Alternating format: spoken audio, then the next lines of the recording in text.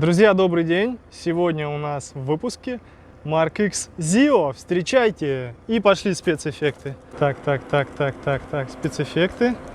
Спецэффекты.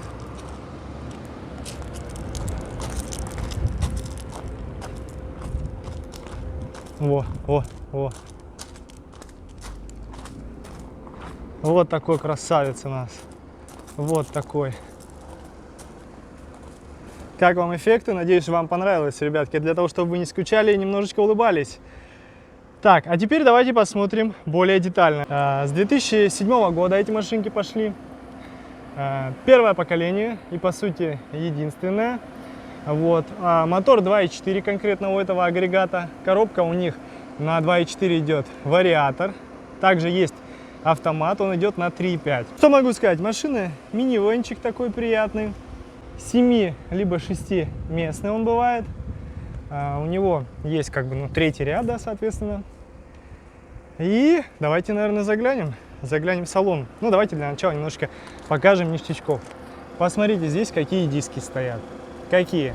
19-е, полагаю. Да, 18-е диски, хромированные, красивые. Также есть повторитель в зеркалах. Хромированная вот такая вот симпатичная у нас решеточка. Машина сейчас заведена, включен кондиционер, потому что на улице безумная жара. И, честно говоря, даже говорить очень тяжело. Вот. Сзади он вот так вот сделан. Обрамление вот такое вот.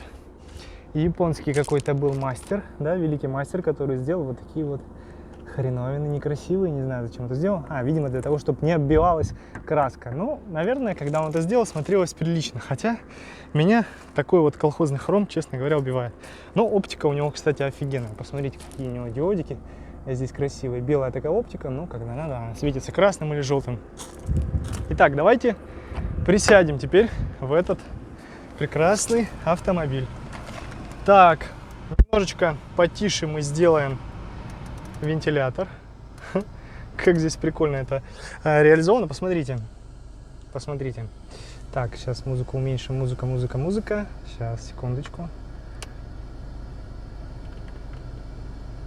Не работает музыка, наверное, вот здесь работает. Вот. Так, значит, смотрим, ребят. Вот здесь у нас регулируется климат. И посмотрите, как интересно он выполнен. 4, 5, 6, 7, 8. Вот такие вот крутилочки, как будто часы. Но это скорость вентилятора. Здесь у нас, соответственно, показывает, куда будет направлен воздух, в какую заслонку. И сейчас я его разверну, поставлю против солнца и продолжим. Итак, мы встали в так называемый тенек. Сейчас давайте сделаем обзор пространства внутри данного прикольного автомобиля.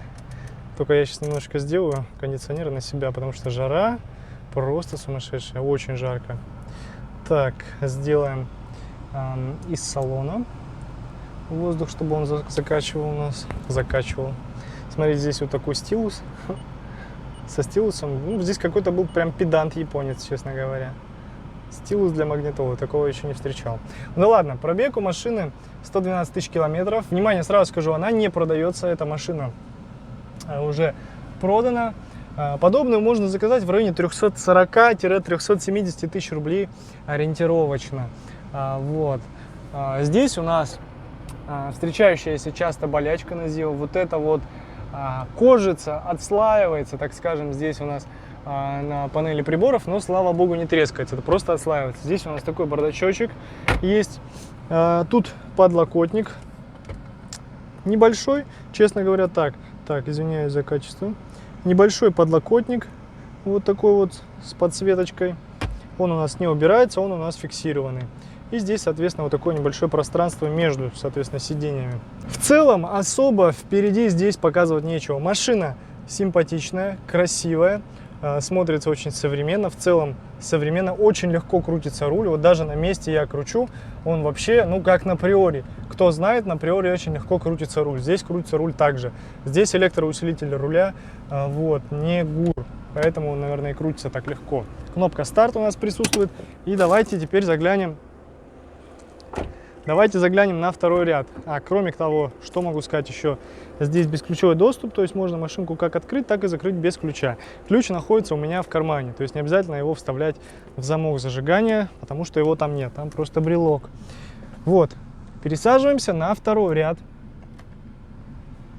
Закроем двери для придания атмосферы. И давайте посмотрим, как это все смотрится со второго ряда. Ну, по мне, очень даже мило, гармонично. Аккуратненько все вот так. Ну, чисто семейная машина, приятная семейная машина, в которой действительно вполне комфортно ездить. Ну, наверное, на какие-то далекие расстояния в шестером, в семером вы не уедете, мне так кажется, потому что третий ряд все-таки он, наверное, для детей. Посмотрите, он не такой большой, он фиксированный, то есть он не двигается, допустим, как там в Альфарде, да, или еще каких-то автомобилях, то есть он зафиксирован и все на месте, и он не шевелится. Вот, места маловато, сюда поместятся только дети. Двое детей лет до 10 вполне комфортно, до 11 даже может, будут себя чувствовать на третьем ряду. На втором ряду двое взрослых поместятся тоже без проблем, ну и, соответственно, двое взрослых впереди. То есть 4 взрослых человека и 2 ребенка на этом автомобиле могут ехать далеко. А так по городу мотаться тоже вообще без проблем. В общем, второй ряд он у нас выглядит вот так. То есть 2 раздельных сиденья с подлокотником, с подстаканником. Если нам надо залезть на третий ряд, мы берем вот так вот, наклоняем вот эту сидушечку, плюс она отодвигается, и мы залазим на третий ряд. Вот такой вот. Ну, вы видите, да, какие сиденья. Они прям такие маленькие. Ну, детские, реально детские сидушки. Как бы, но они не двигаются, по-моему. Да, они не двигаются, они фиксированы. И они как-то складываются, но мы это через багажник уже посмотрим. Багажник, по сути, здесь маловат такой остается. Маленький прям багажник, если мы используем третий ряд. Вот, если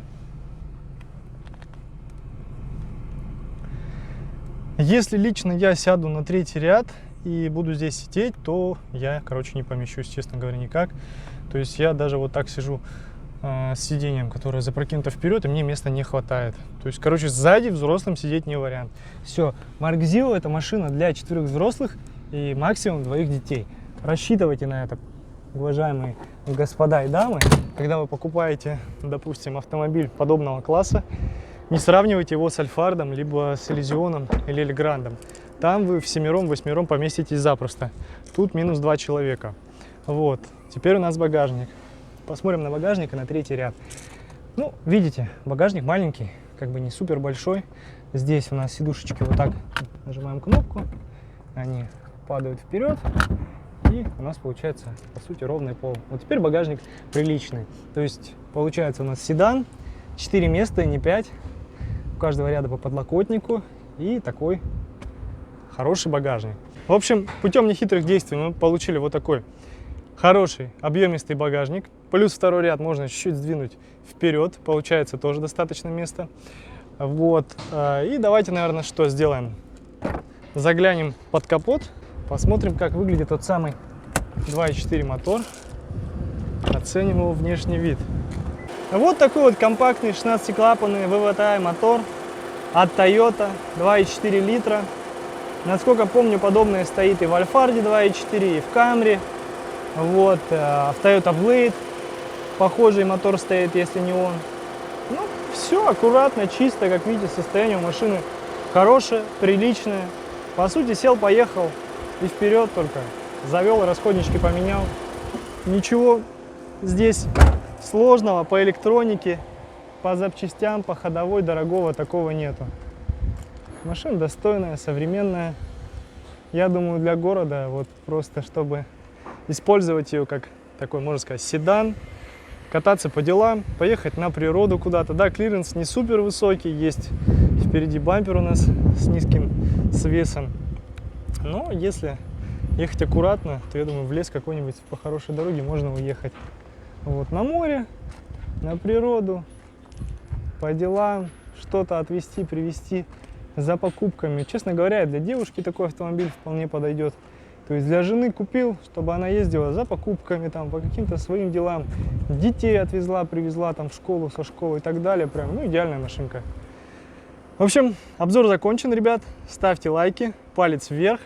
Кому понравилось, пишите в комментарии, будем такое вам привозить.